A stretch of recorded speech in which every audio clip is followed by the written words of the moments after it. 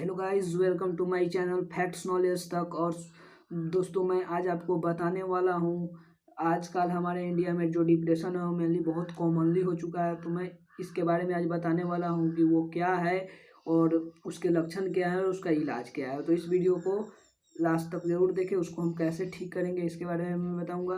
तो दोस्तों, एक हमारे इंडिया का सबसे बड़ा साइकोलॉजिस्ट इंस्टीट्यूट है जिसका नाम निमहांस टू है। ठीक है, एक साइकोलॉजिकल इंस्टीट्यूट है जिसका नाम निमहांस टू है। उन्होंने पिछले साल एक सर्वे किया था, 2019 में एक सर्वे हुआ था, जिस सर्वे के माध्यम से हमको पता लगा था कि अगर मतलब दुनिया का सबसे बड़ा अगर साइकेट्रिक इलनेस है तो वो डिप्रेशन है। और वो अगर सबसे ज़्यादा अगर देखा जाए मतलब उस सर्वे के अनुसार से इंडिया में ही ज़्यादा होता है। तो चलिए अब मैं बताऊंगा कि उसका लक्षण क्या क्या होता है। जिसको देखे तो आप उसको इग्नोर ना करें और जल्द से जल्द मतलब साइकियाट्रिस्ट से मिलने की कोशिश करें। तो उसका पहला होता है कि मन में उदासी रहना। तो दोस्तों, एक उदासी होती है जो आती है और फिर कोई खुशी के कारण वो चली जाती है। तो उस उदासी को नहीं, लेकिन उसका जो उदासी होता है वो जब एक बार आ जाता है तो फिर जाता नहीं है। और दूसरा है कि मन नहीं लगता है, मतलब कोई भी काम अगर आप करिएगा तो वो मन नहीं लगेगा। ठीक है, कितना भी काम, कोई भी काम, जैसे आप जॉब कर रहे हैं, पढ़ाई कर रहे हैं, तो कोई भी काम में आपको मन नहीं लगेगा। और तीसरा चीज़ जो होता है अपने आप को दोषी ठहराना। अगर कोई भी काम होगा उसमें आप अपने आप को अगर गिल्ट ठहराते हैं तो वो आपको और दोषी ठहराना, तो वो भी एक इसका लक्षण है जिसको हम इंग्लिश में बोलते हैं प्रेजेंस एंड प्रिजेस्टिव सैडनेस। प्रेजेंस एंड प्रिजेस्टिव सैडनेस।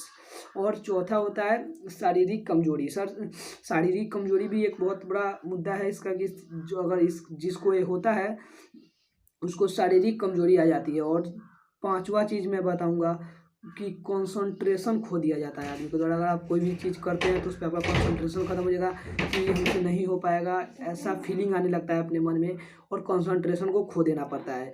तो उसके बाद भूख में बदलाव। अगर भूख में बदलाव आ जाएगा आपको, बहुत लोगों को होता है कि ज़्यादा खाना खाने लगते हैं, या बहुत लोगों को होता है कम खाना खाने लगते हैं। ज़्यादा खाना खाते हैं तो वजन बढ़ जाता है और कम खाना खाते हैं तो वजन घट जाता है। और नींद में दिक्कत, तो ये मेनली कॉमनली होता है इसका। अगर आपको नींद में दिक्कत है तो एक कॉमनली चीज़ ही है उसका। तो नींद में दिक्कत मेनली कभी किसी को नींद नहीं आता है, कोई सोता है तो फिर जग जाता है, सोता है जगता है, वो वाला होता है। लेकिन इसका जो मेन नींद होता है ना, वो होता है कि आपको अगर सुबह में अगर आपको उठने का समय 9 बजे है तो आप 7 बजे जग जाएंगे। मतलब उठने के टाइम से 2 घंटे 3 घंटे अगर पहले आप जग जाते हैं तो ये बहुत बड़ा लक्षण है उसका। और अपने आप को नुकसान पहुंचाना, तो आजकल हम यही ज़्यादातर देखते हैं कि हमारे सोसाइटी में बहुत लोग अपने आप को नुकसान पहुंचा लेते हैं और नुकसान पहुंचा लेते हैं। तो चलिए मैं बताऊंगा कि अब इसके बारे में कि अगर ऐसा लक्षण आपको अगर 2 हफ्ते से ज़्यादा तक दिखे तो आप ज़रूर एक साइकेट्रिस्ट का सलाह लें, अदरवाइज ये आपको दिक्कत पहुंचा सकता है। तो चलिए अब हम एक बात बताते हैं कि यह क्या है।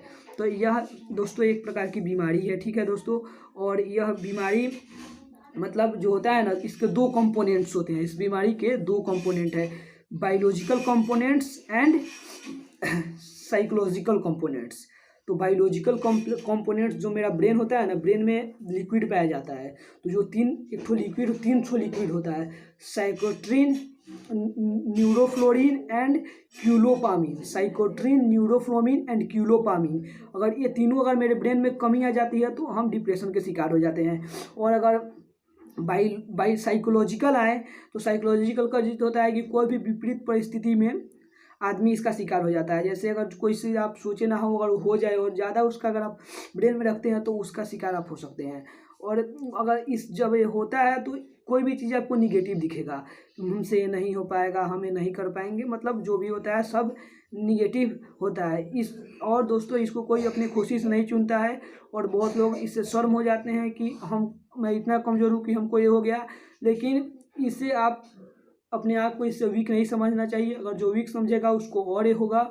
और इसके जो मतलब ख़त्म करने के 2 तरीके हैं। ठीक है, ख़त्म करने के जो तरीके हैं, जो मैंने बताया था कि इसको हम साइकोलॉजिकल बदल सकते हैं।